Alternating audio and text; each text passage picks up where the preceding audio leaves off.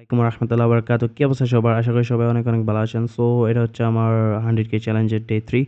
So এখান থেকে আমি ২ টা ট্রেড নিছিলাম। ফার্স্ট অফ অল আমি এখানে ওভারঅল মার্কেট আমি দেখলাম। ওভারঅল আপনারা তো জানেন ট্রেন্ড তো আপনার ডাউন সাইডে। সো এখানে দেখতে পারতেছেন অনেক হাই ভলিউম চলতেছে। সো ওভারঅল ডাউন ট্রেন্ডে সো আমি অবভিয়াসলি সেলে নিবো। আমি ট্রাই করছিলাম ইয়েতে নেওয়ার এশিয়ান সেশনে, বাট এশিয়ান সেশনে বিগ মুভ দিয়ে দিছে। বাট নিতে পারিনি।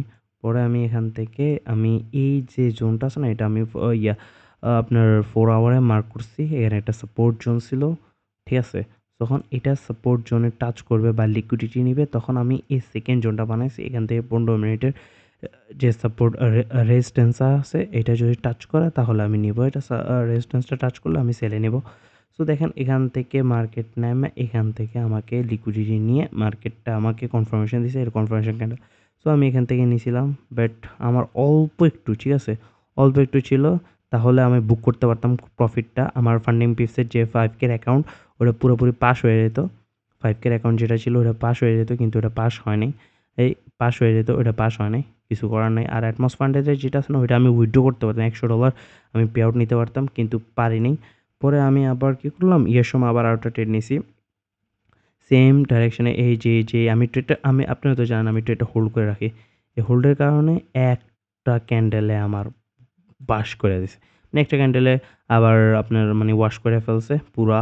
তো আমার অ্যাটমস ফান্ডের যেটা ছিল না, অ্যাটমস ফান্ডেটা আমি বরাবর আপনার দিই নাই, মানে ব্রেক ইভেন করিনি। কিন্তু আমি ফান্ডিং পেজে ব্রেক ইভেন করছি, ব্রেক ইভেন হয়ে গেছে।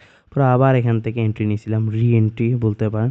এখান থেকে রি-এন্ট্রি করার পর আবার অল্প একটুর জন্য আমার এসএল খাইছে। এসএল হয় নাই।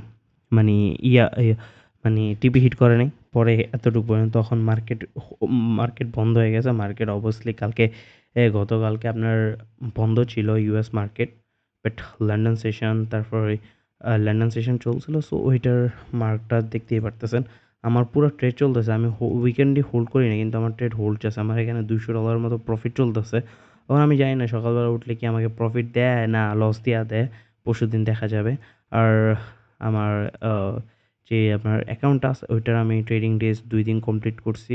আর 3 দিন আছে, আর $41 আছে, তাহলে অ্যাকাউন্টটা পাস হবে। এটা হচ্ছে ফান্ডের স্কোয়ারের।